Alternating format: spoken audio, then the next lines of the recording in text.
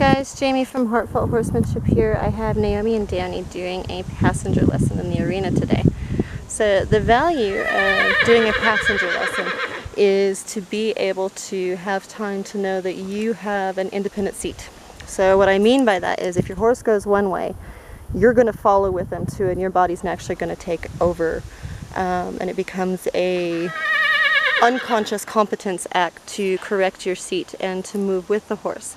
So people spend a great deal of money doing proper riding lessons, and to know exactly when they're in the right position, and when to make a transition into a trot, or make a transition anywhere, or when to turn.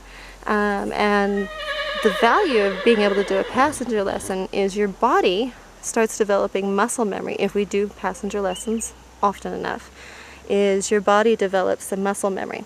And when your body starts developing muscle memory, you can work on more refined communications without having to think so much about what your body's doing. So right now the way that a passenger lesson works is, unless Danny's headed to something that Naomi really doesn't want to do, like say go over the jump or come near Bella, the only time she's going to touch her reins is if he's doing something that she doesn't want him to do. The rest of the time she's going to leave the reins down, rein in the mane.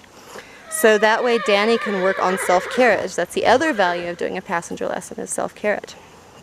So I've given Naomi some tips and things to play around with, being how she adjusts her seat, where her feet go. She kind of had some floppy bits going on. And so she hasn't been riding very long, so she just needs a little bit of coaching to, stop the arms from flapping and to get her head in the right position to really get centered over her balance point.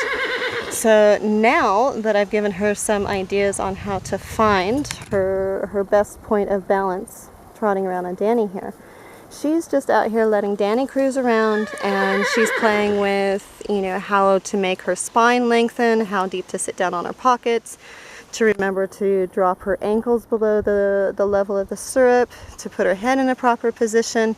And if she's busy managing Danny through trotting on a circle or trying to keep him on the rail, she probably doesn't have as much freedom to really build herself as a rider. Now you have to remember that with a passenger lesson, we are trying to allow the horse to have independence, in terms of, we ask them to do something, continue doing what I've asked until you change. We are also trying to have Naomi have confidence that she doesn't have to hang on to those reins all the time. And this gives both horse and rider a great deal of freedom to explore holding up their end of the responsibilities. So Naomi's going to keep trotting around on Danny here. She's going to go through some transitions and some turns, and the whole time she is just busy sorting out what has to happen in her body. You can see Danny gets a little bit playful. He's pretty confident trotting out. And the one thing that she noticed is that her horse is trotting better, that things feel better. Her core feels stronger, which I think is really good feedback. If your core feels exhausted after you're riding, it means you're probably riding very well with your core, and hopefully in a really good position. If you don't feel like you're working in the saddle, you're probably not using your core enough. So it needs to be a nice balance of being able to control our core, not just tighten our core, because tightness creates stiffness, but controlling our core creates motion, and it's mentally, emotionally, and physically engaging for both the horse and rider. So if you want to know more about doing passenger lessons and other patterns that can help your horse develop correct impulsion, and help you become a smoother rider, give us an email and ask about a correspondence course.